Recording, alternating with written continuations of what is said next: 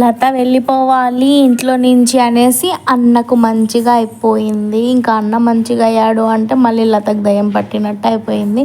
సరే తను ఊరికి వెళ్తాను అంటుంది కదా, ఏమి ఒక 4 రోజులు తనను తీసుకొని వెళ్ళి పుట్టింటి దగ్గర మొత్తం తిప్పి తీసుకొని వస్తే ఏమవుతుంది నీకు?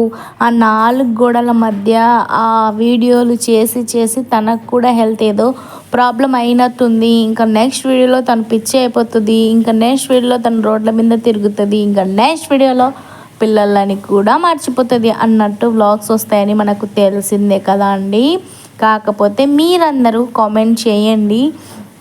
మంచిగా చూసేవాళ్ళు పాపం తనని ఒక 2 రోజులు వాళ్ళ అమ్మ వాళ్ళ ఇంటి దగ్గరికి పిలుచుకొని వెళ్ళి అలా చూపించుకుని రమ్మని చెప్తే ఏమవుతుంది, తీసుకొని వెళ్తే ఏమవుతుంది? అది డైరెక్ట్గా వెళ్తుంది, వీడియో ఉంది, కానీ ఆటోలో ఎక్కినప్పటి నుంచి వీడియో లేదంట.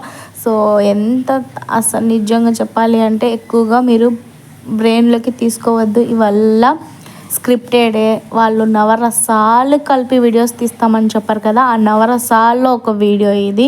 చాలామంది కొంచెం సెన్సిటివ్ బ్రెయిన్స్తో ఉంటారు, ఎక్కడ వెళ్ళిపోయిందో ఏమో అనేసి. ఇంకా ఎప్పుడు కూడా నెగిటివిటీ స్ప్రెడ్ అవుతేనే కదా వైరల్ అయ్యేది వీడియోస్. అందుకనేసి ఎప్పుడు చూసినా బాబుని తీసుకొని వెళ్ళిపోతుంది అని అంటుంటాడు.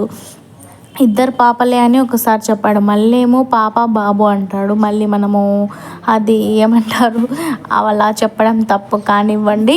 ఇంకా బాబుని తీసుకొని అయితే వెళ్ళిపోయింది. ఇంకా వీళ్ళిద్దరు తిరుగుతున్నారు.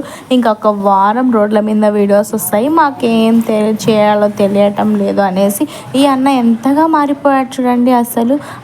ఒక అనాథాశ్రమం ఉంది ఇన్స్టాగ్రామ్లో, నేను మీ అందరికీ కూడా తెలిసిందే. వాళ్ళ దాంట్లో ఎక్కువ మంది ఇలా బ్రెయిన్ ప్రాబ్లం ఉన్న వాళ్ళే ఉన్నారు కదా. వాళ్ళు 1 సంవత్సరం 2 సంవత్సరాలు 3 సంవత్సరాలు అయినా కూడా వాళ్ళ బ్రెయిన్ మారలేదు. ఈ దగ్గర ఒక 3 వీక్స్లోనే బ్రెయిన్ అంతా చేంజ్ అయిపోయింది, మళ్ళీ మామూలు మనిషి అయిపోయాడు. అబ్బా, వీళ్ళ దగ్గరికి వెళ్ళి ట్రీట్మెంట్ తీసుకోవాలి నిజంగా అనిపించేటట్టు అయింది. నచ్చితే నా వీడియో లైక్ చేయండి, కామెంట్ చేయండి, సబ్స్క్రైబ్ చేయండి. బాయ్. నెక్స్ట్ మిమ్మల్ని కలుస్తాను.